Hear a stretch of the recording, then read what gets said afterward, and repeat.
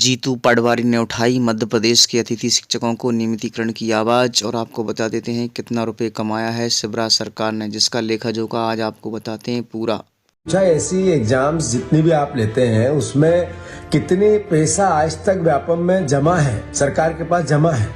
तो सरकार ने उत्तर दिया कि 5 अरब रुपया हमारे पास बेरोजगारों का जमा है।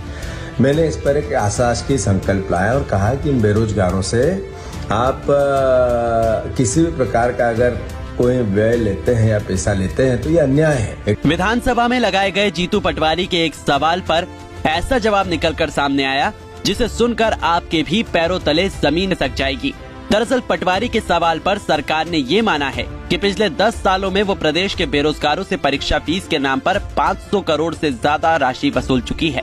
इस जानकारी के सामने आने के बाद जीतू ने मांग की कि वो अब व्यापम के जरिए होने वाली परीक्षाओं की फीस वसूलना बंद कर दें।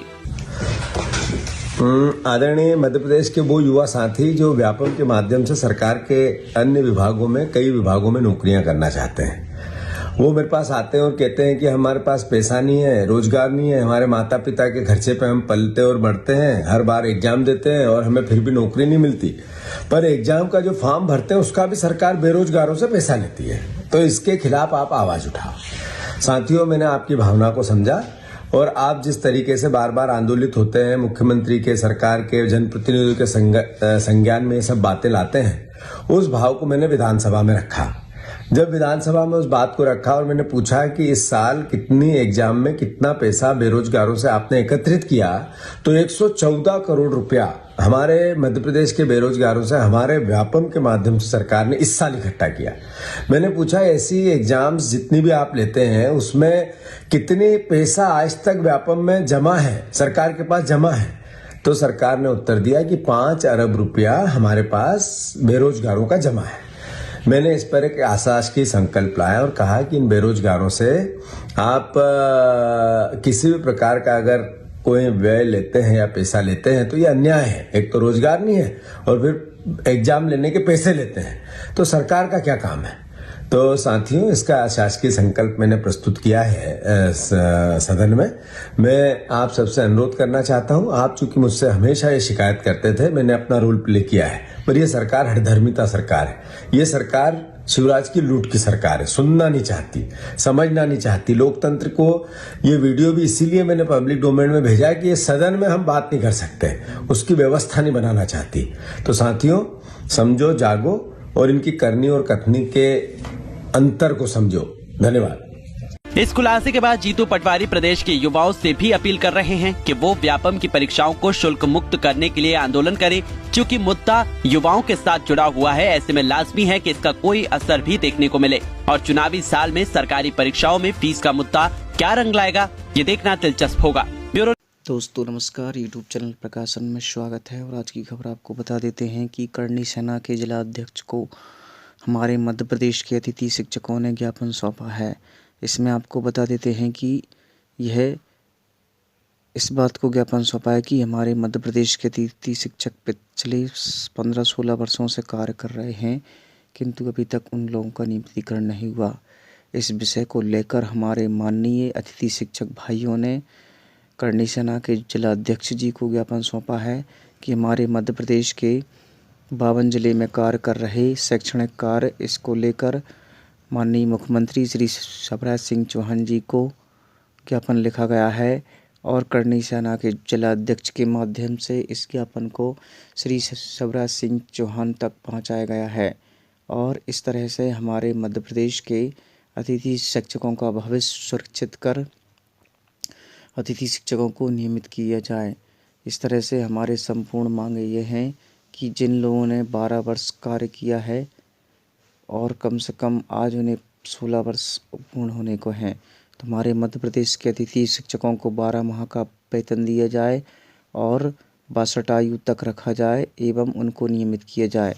इस तरह से हमारे अतिथि शिक्षकों की सैलरी में भी परिवर्तन किया जाए।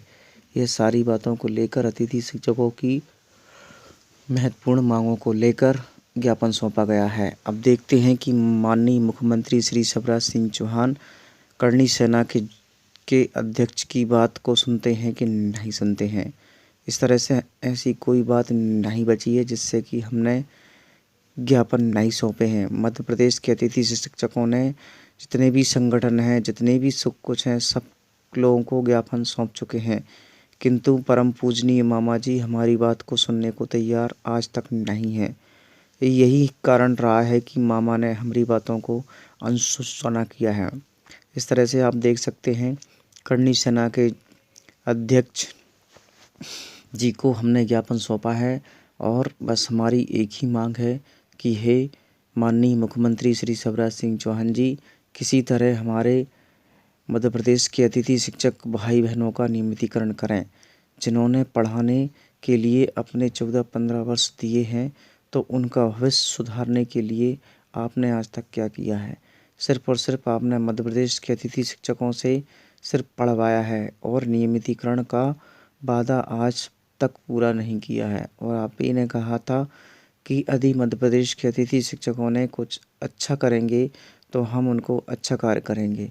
इस तरह से आज मध्य प्रदेश के अतिथि शिक्षकों ने 99% का जो दिया है उसे आज तक कोई समझ नहीं पाया है। इस तरह से आपको बता देते हैं कि आप देखते हैं करणी सेना के अध्यक्ष जी क्या माननीय मुख्यमंत्री श्री शिवराज सिंह चौहान जी को यह ज्ञापन सौंपकर हमारी मांग को उठाएंगे। करणी सेना ने यदि हमको नियमित करवा दिया तो हम करणी सेना के आजीवन ऋणी रहेंगे, क्योंकि मामा माननीय मुख्यमंत्री श्री शिवराज सिंह चौहान हमारी बात को सुनने को तैयार नहीं है और इस तरह से अब हम लोग बहुत परेशान हो चुके हैं। इस तरह से हमें और कोई चारा नहीं बचा है, इसलिए हम विभिन्न संगठनों को अपना ज्ञापन दे रहे हैं और विभिन्न संगठन हमारे ज्ञापन की बात को सुन रहे हैं। क्या यह सभी संगठन हमारी बात को ऊपर उठाएंगे? क्या हम लोगों को नियमितीकरण कराएंगे? इसी की आशा में हम लगे हुए हैं, क्योंकि माननीय मुख्यमंत्री श्री शिवराज सिंह चौहान के सीएम राइज स्कूलों की धज्जियां उड़ रही हैं। आप देख सकते हैं सीएम राइज स्कूलों में मॉडलों में लपक कर हुआ भ्रष्टाचार। आप देख सकते हैं माननीय मामा जी के सीएम राइज स्कूलों को धज्जियां उड़ रही हैं। हर जिले में सीएम राइज स्कूल के नाम पर सिर्फ और सिर्फ कुछ नहीं कागजी कार्रवाई चल रही है। इस तरह से आप देख सकते हैं कि भाजपा के ये हो सकते हैं गद्दावर उम्मीदवार। आप देख सकते हैं गद्दावर उम्मीदवार का शब्द यूज़ किया गया है मीडिया ने, यानी कि मीडिया जो है अब, क्योंकि ऐसी सरकारों के साथ ऐसे शब्दों का यूज़ करने लगी है। जब मीडिया ने इस तरह के शब्द अखबार में छाप सकती है तो और आप लोग देख सकते हैं कि भाजपा में इस तरह के उम्मीदवार खड़े होंगे। इसी तरह से एक ही पार्टी के नहीं सभी पार्टियों के लोग उम्मीदवार खड़े होने की आशा है। इस तरह से आपको बता देते हैं क्या यह उम्मीदवार मध्य प्रदेश के अतिथि शिक्षकों का दर्द जाना है? आज तक नहीं जाना है। अब बात करेंगे कांग्रेस के, ये हो सकते हैं गद्दावर। इस तरह से आपको बता देते हैं नैसंग जैन और विकास शर्मा एवं कई ऐसे लोग हैं जो कि आपको स्क्रीन पर दिखाई दे रहे हैं, और इस तरह से प्रहलाद रघुवंशी, ये सारी चीज़ें हमने इकट्ठी की हैं और आप लोगों के तक पहुंचाई हैं। क्या ये सभी लोग मध्य प्रदेश के अतिथि शिक्षकों का नियमितीकरण करवा सकते हैं या नहीं? हमने अपनी मांगों को उठाकर देखा है और आज हमें मांग करते करते 16 वर्ष हो गए हैं। 16 वर्ष में हमारी मांगों को पूरा नहीं किया गया। ऐसी सरकारों को हमको जड़ से उखाड़ कर फेंकना है और हम आजीवन वादा करते हैं कि यदि हमारी नियमितीकरण की मांग पूरी नहीं की जाती है तो भविष्य में हम ऐसी सरकारों को अपना मत नहीं देंगे और हमारे गांव वालों को भी मत नहीं देने देंगे। कि ये निगम मंडल के बाकी अस्थायी संविदा वर्गीय इनको क्या स्थायी किया जाएगा, तो इनके पास जवाब नहीं है। कहते हैं, हर बार ये कहते हैं कि जानकारी इकट्ठी की जा रही है और ये इनको शासन को जानकारी नहीं मिल रही है, क्योंकि ये इनके विरुद्ध हैं।